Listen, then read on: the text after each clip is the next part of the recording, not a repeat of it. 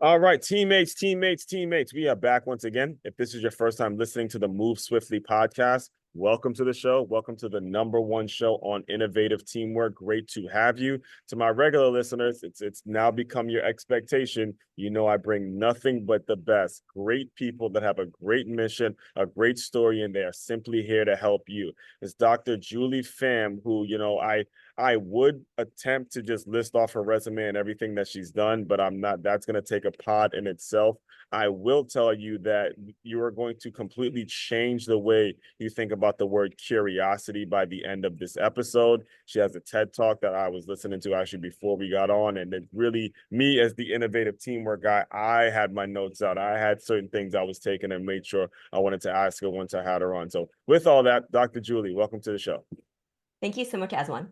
Yes. So, like I was saying, you have broken into a concept about curiosity that has been like just a fantastic way of thinking about your expectations, what you get, and the whole thing. But before we get there, I want to kind of give you the opportunity now to talk a little bit about your background, because one of the things that actually intrigued me about the way you grew up is that your parents actually ran their own newspaper that eventually you and your brother bought, and you learned the business and things like that. And so much of that is important. Your upbringing is so very important in regards to what you decide you're going to do as an adult. So, the floor is yours to kind of speak on your upbringing a little bit. Yeah, We'll go from there. yeah. So a really important part of my identity is that I am a Vietnamese boat person. My parents and I came here when I was a 2-month-old baby, and then Mhm. my parents started the first privately owned Vietnamese newspaper in the Pacific Northwest in And Seattle. right. And so I grew up with the newspaper and never thought I would work in it. And then I decided to, when I went to undergrad, I decided to become a historian. And so I actually ended up pursuing my PhD in history Oh, okay. and realized I didn't want to stay in academia and I wanted to go into business and I didn't want to get an MBA. I didn't want to go back to school. And so I Right. actually came back to Seattle to help run the newspaper in Mhm. 2008. So during the Great Recession. And that was my real life MBA. I learned so much from running the newspaper Yeah. during a time of great scarcity. Right. So I did that for 3 years alongside my parents and my brother. Mhm. And I was just making so little money. And by the Yeah, way, well, I was also that so actually leads much, me to a question though, because you said 2008, right? yeah, Now, social media was becoming a thing, and people were getting their news from these phones, so, absolutely. like selling the hard physical copies of newspaper. That you're right. That would be way more of a lesson than any business school, any MBA can teach you. So let's stay there for a little bit. Like, what were some of the challenges that you were dealing with as you saw people transitioning from just getting a newspaper to now I'm just going to look it up on Twitter and figure out what it is I want to look at? So it was the global decline of our industry. And yet we were also serving a Vietnamese readership. So we actually still have a bit more time because a lot of our readers still depend on the print. They're not going straight to social media, to the internet. And yet advertisers were changing their expectations of the return. And so everything was changing. Mm-hmm. And it just became so much harder. And so what we ended up having to do is a lot more partnerships. Hmm. So we actually I created a ethnic media coalition. So bringing together Really? people from different, from the Chinese newspapers, the Spanish speaking, Right. the African newspapers, the African American, like all of these different communities. It's like, how do we do more Mm-hmm. together? How do we support one another? Because we actually have similar challenges. Yes. So, what were one of some of the part? Well, first of all, I want to make sure I make the point to the listeners as well. When these things happen in business and they're inevitably going to happen, it's important that you do get creative. It's important that you do figure things out because that can ultimately lead you to your next phase in life and what you're going to be doing next. And like you mentioned, you were a history major, and in many ways, one of my favorite authors, actually, Malcolm Gladwell, the author of Mhm. Outliers, he was a history major, and you see the work he's done. So knowing your history and then having that experience in business, that mix can create something incredibly important. So, with that, what did the when you were approaching them and making the partnerships, how did it look? Kind of walk us through the framework of what you use to gauge these people to create partnerships, because that kind of leads into kind of what the work you're doing now in work Mhm. environments. It's just that even though we serve really different communities, we had similar challenges. Hmm. And we were all being hit by the fact of all of our advertisers were drying up, and there was still a even stronger need for our in language material. And so how do we get scrappy together? There were grants for content, but there weren't, we didn't, a lot of us started as just being passionate about serving our community. We didn't know how to be businesses. Yeah, that's what's That's up. the and so what I ended up doing was I didn't even know the word at the time. I didn't know it was called private public partnership, but that's what I ended up creating. So I Yeah. was just, hey, there are all of these government agencies and nonprofits and private businesses that want to use us to reach out to our communities. So Okay. what if we were to create a capacity building program, like a learning program where those different organizations would give us their knowledge, Hmm. and in exchange they would get to be connected with us. So I'm going to give you an example. Yeah. The Seattle Public Library, they have all of these free databases on how to do market research, Wow. right? There was a PR company that of course wanted to get connected to us, and so that we said, hey, well, can you help us distinguish how this Chinese newspaper is different from that Chinese newspaper? How can you help us teach us that? Comcast, they helped us with how do we even start to sell internet advertising? And Huh. so all of those different organizations had something to give, some knowledge to give. And so what we said was, let's create a win-win situation. Uh-oh. And you get Covey something again. and There he we get is. He's something. been And how do we Covey. come Win-win. together, Hmm. and how do we make 1 + 1 = 3? That's Hmm. what I'm constantly thinking about. How do we do more with less? Hmm. All right, so that happens, and are you just going right into the working world, or do you still, because I know you mentioned you were an educator as well, you spent some time doing that. When did this transition hit you, sort of the epiphany hit you to where, there's something curious. I think you had mentioned something about you got on a Zoom and someone said you weren't working well or something like that. So I'll let you kind of fill in the blanks when it comes to Yeah, yeah, that, and yeah. then the TED Talk and how you're Yeah, able to do that. yeah. So I was trained as an academic, but what I realized is in academic and in research is it's very much about outward curiosity, pursuing new knowledge, accumulating that knowledge. Hmm. And then when I started working at the newspaper and doing community building, I realized, whoa, there's so much to be learned from one another, from other people, from Yeah, conversations, not yeah. just book learning or research learning, Mhm. right? And then I got, and this is how I got even more curious about curiosity or understanding the importance of curiosity, Mhm. was recognizing how its impact on collaboration. So I actually had brought together people from different backgrounds from different sectors.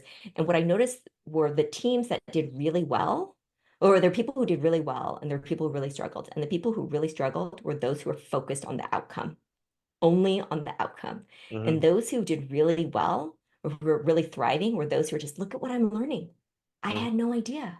We Mhm. created something out of nothing. And Right. their attitude was contagious. Yeah.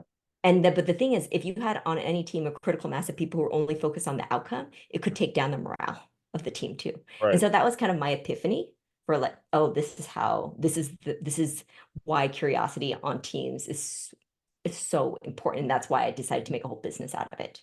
Right. So okay, So you're making this business, and did you just jump right into like entrepreneurship and getting clients and delivering workshops right away, or was there some process towards building that to the point? Because I'm thinking about your TED Talk, and you said specifically mhm, you were on a Zoom call and someone said yeah, the worst ever presentation. yes, yeah, You were like, I'll share that. whoa. So I You was were like, actually already in my business. So I was actually already in my business. At uh-huh. that point, I think I was in my business already a good solid year. And so this is also kind of speaks to we can continue to learn. Here I had this whole business on curiosity. I'm training people on Yeah. curiosity. And that's when I had this big epiphany moment. Wow, curiosity is a practice. Because I had this person who I was given my talking about 7 forms of respect. And then this person was just, this is a waste of my time. Yeah. Yep. And Absolutely. I just got, inside I'm feeling super defensive and It's all of your the business, your feels, baby. Yeah, yeah. right? I know I Right? would. Damn right. Right. And then I actually like to process through talking it through with people. And so I had to practice some inward curiosity of why am I actually feeling this way? Hmm. And that's when I realized, wow, she's a curious person, just Hmm. like I'm a curious person. We're not always curious though. We can't always be curious. And so that's when I start to think about curiosity as a practice. Because normally we talk about curiosity like it's a trait. You either have it or you don't. I think we all have it. It's just sometimes we don't practice it. And it actually takes more courage Yes. and more self-awareness to admit when we don't. And so I had to admit in that moment when I Mhm. was feeling super defensive. And also, my expectation was, of course, she would love my work. And she Mhm. didn't, Yeah. or at least she wouldn't be rude about it. Right. Mhm. And so I had to practice inward curiosity of why was I having all of those expectations. And that's when I had this big epiphany. Wow, curiosity is actually a practice. And if we can think about it that way, it's less it's less judgy, because normally people, well, you just need to be more curious. Yeah, exactly. They say it as And if like it's a patronizing tone whenever yeah, you normally hear the word. like it's a character flaw or something, right? But Mhm. like actually, how about we look at the environment that causes us for sometimes maybe I'm not feeling safe at work, or maybe I don't see my managers modeling it, or Exactly. maybe when I see other people ask questions, they Mhm. get knocked down. So I'm like, oh, I better not ask a question. Or Mhm. maybe there's everything is so fast paced, there's no time for self-reflection. Right. So that was my big aha of just no, curiosity is a practice, and we can actually help organizations Exactly. guide them through that. And then you asked me as one of did it start right away? So I had a fully functioning business Mhm. when I had that epiphany moment, and Oh, okay. I actually then ended up, and it took me even more of like a year of processing that whole experience, Mhm. to then it became a part of my core messaging. Exactly right. Like you're the foundation, right? Yeah. So I think for entrepreneurs, not to be afraid of change, Yes. of like, I thought I was offering this, Mhm. but I've got to refine it. And it's constantly iterating, and not to be afraid of that. Even if but I already put it on the website and I already did this. And it's like, that's okay. It can Yeah. still change. Exactly, exactly. I actually I'm a part of a group coaching program. Shout out to Dre. The name of his company is called Work on Your Game University. And Mhm. he is a former basketball player. And I remember I had him on the show and I asked him, how'd you come up with the title, whatever. He goes, man, I was just playing basketball and I just was talking to the camera and I was telling people that were asking me comments, go work on your game. And all of a sudden it becomes his business, becomes the way he plants his flag. And he said it right here on this show. Like, I never planned on making a business out of it. It's just something Mhm. that came out of my mouth while I was actually working on my game. And I was Mhm. telling people to stop doing that. So you touched on a point that I've been guilty of. I mean, most of the people that know me have said this to me so many different times. They like, Aswan, your expectations are too high for people. Your expectations are too high for people. Now, that's not something I know how to change necessarily, but I understand the concept and the principle of when you start expecting things, it's hard to break out of that. It's hard to teach people to expect, but you do something that's magnificent, in my opinion, in your TED Talk, where you have an expectation and then you have a gap between what you get and your expectation. And there's a framework there. There's a sense of learning that, again, I was learning things. I'd love for you to kind of share that a little bit because the end part is so incredible. Guys, go watch the TED Talk for yourself. But the end part, when you get that get part, was like I'll even show you on my phone. I took pictures of it. Oh. Yeah, it's all right here, man. Like when it comes to what you get, the whole thing. So where is it? Yes, right there. This part. I'm like, Mhm. oh, okay. Innovative teamwork guy thinking I know everything about teamwork. I'm like, okay, let's do it. So yeah, walk us through that gap Yeah, so I between have the so what I expectation call and is what you get. there's this gap Mhm, between what we expect and what we get. mhm, yeah, And then in that gap can actually, because we're so fixated on, well, I was supposed to get this. This was yeah, my expectation. yeah, And that can actually make it really hard for us to actually even face or deal with what we actually get. exactly. And the way I illustrate this is even the way when we start to move across it, things look different. At Hmm. every point we're turning back and we're just, wait a minute, what was my original You expectation? didn't And expect the that, right? further away we move from it, it's just, oh.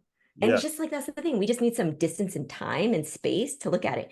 And so there are three steps that I talk about. There's assess, ask, and share. And so the assess is just even assessing our readiness to leave behind our expectations. And Hmm. so there are these two questions I pose to the audience, which is the first one is, if you're thinking about that person who you've got this expectation and they didn't meet your expectation, Hmm.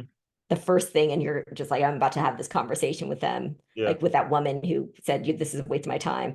And it's Right. just, do I want them to learn from me?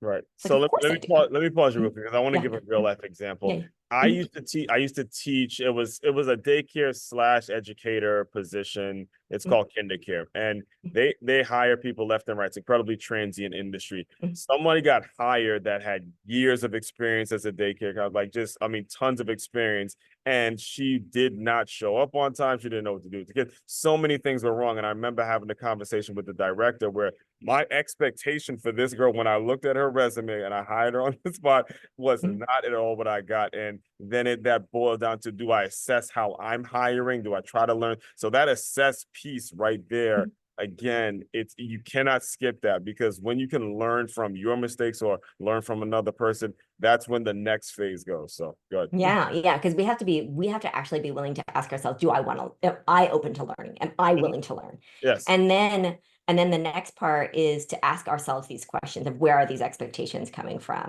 What Mhm. are other ways of seeing that? And then to share. And then the sharing part is to talk about what you're learning. And sometimes people feel ashamed of this. Yes. They don't want to admit that. I mean, when I asked myself what were my expectations, I realized I felt entitled to getting a good positive response from the audience. And that was kind of embarrassing to admit. Yeah. Yeah. But when I share that with people, All right. right? And it's like then they're giving me their interpretations. Uh-huh. And it's just like, oh, I wouldn't have even interpreted it that way. And so we have to kind of be open Hmm. to after we practice inward curiosity, we then have to practice outward curiosity and talk about it with other people. Hmm. And So that's when we let people in. right. This framework that you've been able to create, though, it can carry over in a lot of different facets in life, a lot of different industries. What was it that made you plant your flag in the work environment specifically? That's where we spend most of our waking hours. Yeah. That is where we spend more time with our colleagues than our loved ones, than our best friends, or Hmm. even our just our casual friends. Like we spend Right. more time with, and so how we feel at work is actually going to affect every other part of our lives. Yeah. Even if we don't talk about it with our partners, but we're bottling it in and they know something's wrong, but we don't. So Right. it's really hard for people to actually separate. There are some people who can say, this is work and this is home. And they have a very, but most people, That's how I they grew up. carry it. I They may mean, not express you it, but know what it's they like to. I carry mean, it. my dad was ran his own company. I mean, it was where he was working literally in the house. But you already, I'm preaching to the choir with that, so you already know what Mhm. it's like to have Yeah, parents yeah. that Well, have. I mean, yes, Right. because like you had dad who's my parents were entrepreneurs. Yeah. I Exactly. grew up in the newspaper business, right? Right. And there's no, and so yes, you asked me why the work world, because that's where so much of our time is spent. So as you're talking, I understand it because I grew up in that environment. Now, what has been the biggest challenges though? What has been the biggest resistance when you try to approach some of these managers, these corporate execs? They say, I don't need this, girl telling me how to run my. How is the resistance? How have you been able to handle the challenges when it comes to just getting through to them and teaching them that they actually need this stuff? Well, so actually, sometimes I, I now, like in the beginning, it was just Hmm. like, oh, well, let me try to explain. But actually, there are a lot of people who I actually don't try to fight people who don't think that they need it. Mm. Because that's another thing about the forms of respect, because people are like, well, Okay, what if they're we're gonna not talk willing to about learn? that It's like, too. The book, yeah. yeah, if they're not willing to learn, then it's not, you can't persuade them to want to learn. So Right. actually we work with organizations who do invest in relationship building, who do want to foster curiosity, who Right. do think, who the leaders are like, I'm not always right. I still have something to learn. There are a lot of organizations who do practice that. And then there are a lot who are just like, no, they're very transactional. And we work with organizations who are relational and who are just, I want to get better at this. So the analogy, Aswan, do you know the five love languages? Yeah, I do. I do know. Yeah, right. I love that. I have that. And the reason why I bring that up is because with my book, Seven Forms of Respect, because that's one of the Yeah. things we do a lot, is Oh, it's kind of like seven forms of respect is kind of like five love languages. And oh, the is that analogy part I of it? like, Is that how you were able to come up with the book idea? yeah. Okay. But like just I like to say, just like five love languages does not help abusive relationships, Mm-hmm. seven forms of respect, curiosity around respect, curiosity does not help people who don't want to learn. Who doesn't want to If you learn? Right. don't want to learn, I cannot instill that desire Mm-hmm. in you.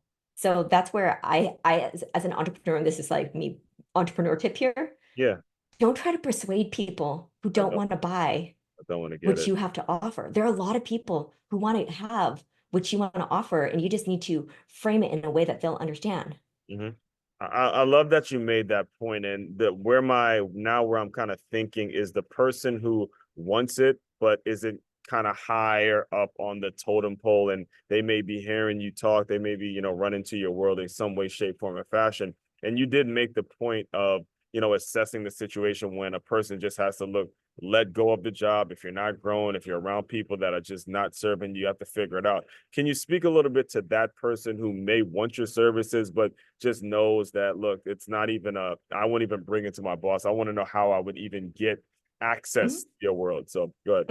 I mean, because I really think about making the work accessible. It's like we do Mhm. lots of YouTube videos for free. We've Yeah. got the book. We've got lots of actually offerings that people can do on their own.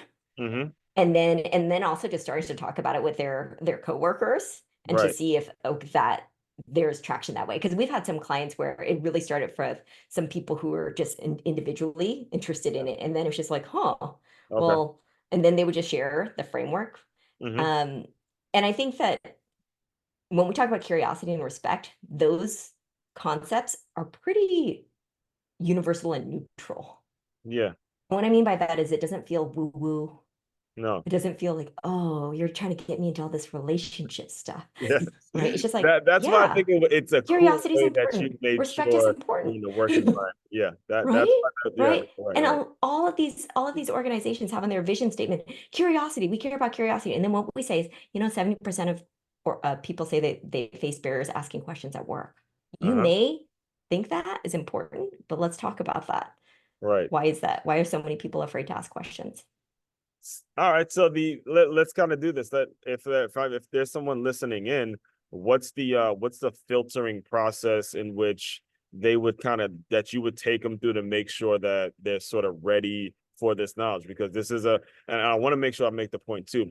This isn't a short-term commitment, guys. This is, like she said, you're spending most of your time either working or thinking about work, think about how you're going to pay the bills, and it's going to affect every element of your life. So you can't be thinking it's going to be a quick fix. You can't be thinking in terms of short term. You're going to do this work. This is a lifelong commitment that you're making. So it's important that you kind of put it out there in terms of who you filter out, who's going to be the people that are going to, go the long haul and all that kind of stuff. So what I'm going to do is I'm going to share the three elements of practicing Yes, curiosity, and then I'm going to share the questions I ask when I'm talking to someone to see if it's the right fit. let's So do the it. three elements, first is self-awareness, the second is relationship building, and the third is clear communication. So that first one, self-awareness, how do I be curious about myself? How do I want respect? What matters to me? Why? The second one is relationship building. How do I be curious about other people and let them be curious about me? So that's reciprocity. That's back and forth. That's how we form relationships when we exchange. And the third is how do I listen to understand, ask questions when I don't understand, and how do I tell specific examples and stories from my life? Hmm. So then I ask people at your organization, on average, Hmm. on a scale of 1 to 5. So I say, what's the level of self-awareness? Hmm. Then the second one is, what's the scale of 1 to 5, what's relationship building like? Hmm. Then the third question I ask is, how how would you rate people on their ability to listen to understand? Hmm. What about asking questions to understand? And the Hmm. last one is being specific and giving sharing specific examples and stories. And so from each of those, they start to share Hmm. all the other things. And Hmm. so maybe it's like they're pretty actually high on self-awareness, but they're low on asking questions Hmm. and sharing specific examples. And they'll typically explain why. Hmm. And so from there, we're able to go, oh, okay, it sounds like you could need this or this. And Right. um, yeah, So what are some of the results that you've gotten, like the feedback that you've gotten for the clients that have worked? yeah.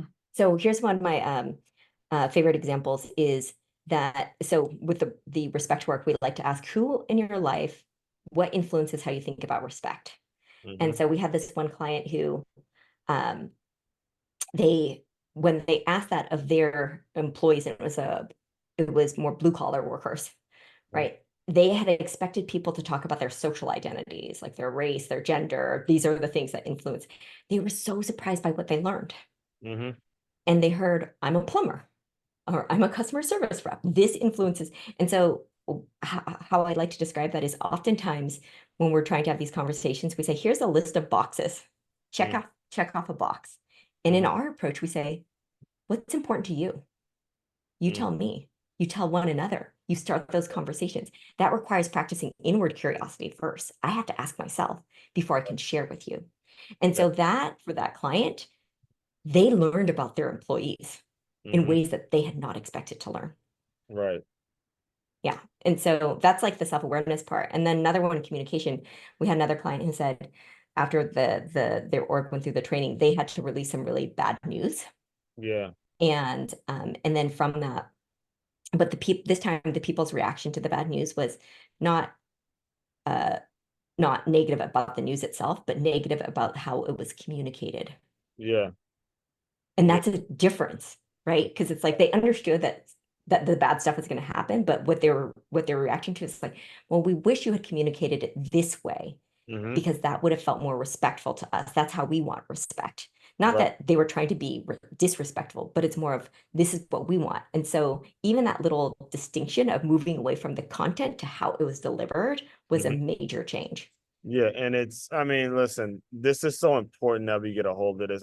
You and I could probably talk for hours upon hours about situation after situation in which adults go through a lot of adult stuff. And for you to Mhm. just show up to work and you deal with a person that only cares about the outcome, only cares about the ratings, I mean, that is a really crushing 8 hours. And know you got to kind of muddle through it, get your check and bite your tongue. I think the point that you made about most of the time, a lot of employees don't even ask questions. They're scared to ask questions. That's a really heavy statement, seeing that this is how you get an employee. And they're scared to ask questions because nobody wants to lose their job. Everyone is just Mhm. trying to get through and pay the bills and all that kind of stuff. It's a very nasty place to be. So, I do want to give you the opportunity to just speak on, how what do you see as the next phase to your business? And how can someone support you or get in touch with you if they want to, help move the vision forward? I want the world to talk about forms of respect the way we talk about love languages. Yes. Oh, actually, let's talk about the book. We gotta Yeah, we yeah. gotta So pivot. I mean, so here it is. So I Yes. want one day for people to say, "Hey, these are my forms of respect. What are your forms of respect?" And you know what that assumes is we want to respect each other and that we do respect each other. It just looks different. And so that's my big dream. And so the ways that people can help is check out my videos, go to YouTube, curiosity base. I have a video where I'm acting out the different forms, spread Right. the word, watch my TEDx talk. It's a as an entrepreneur, it's the work of marketing and spreading the word is hard. It is a And so this is, lifetime job. it's just This like is all you grassroots do. effort, Yes. hustling. It's just like, hey, please watch it. And if you Yeah. like it, then share it. That's Yeah. that would be so helpful. Yes. And so put the name of the YouTube channel is what?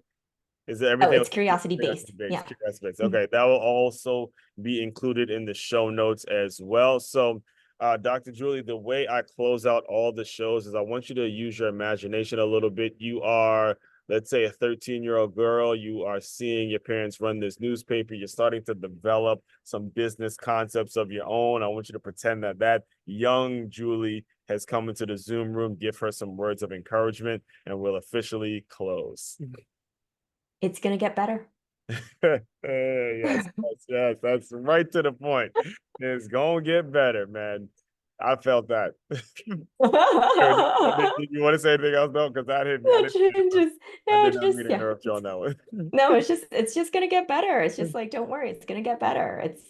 And yeah, 13-year-old, that's a lot of angsty. That's an angsty age. Yeah, So I mean, and you had, like I said, you had the business and the entrepreneurial vision going ahead and moving forward. So, like I said, keep doing the work you're doing. I'm all about it. I'm all about innovative teamwork. I think there's so many business owners, especially the business owners that tune into this show. So much of it is needed in our work environment. I come from a sports background, knowing how much we communicated, knowing how on it every coach was. The transition to the working world, quote unquote, for me is something I don't even know if I'll ever be able to just fully adjust to, but I know it's a difficult task. So we'll definitely make sure we stay in touch when it comes to all that stuff. So all that being said, fellow teammates, continue to move swiftly.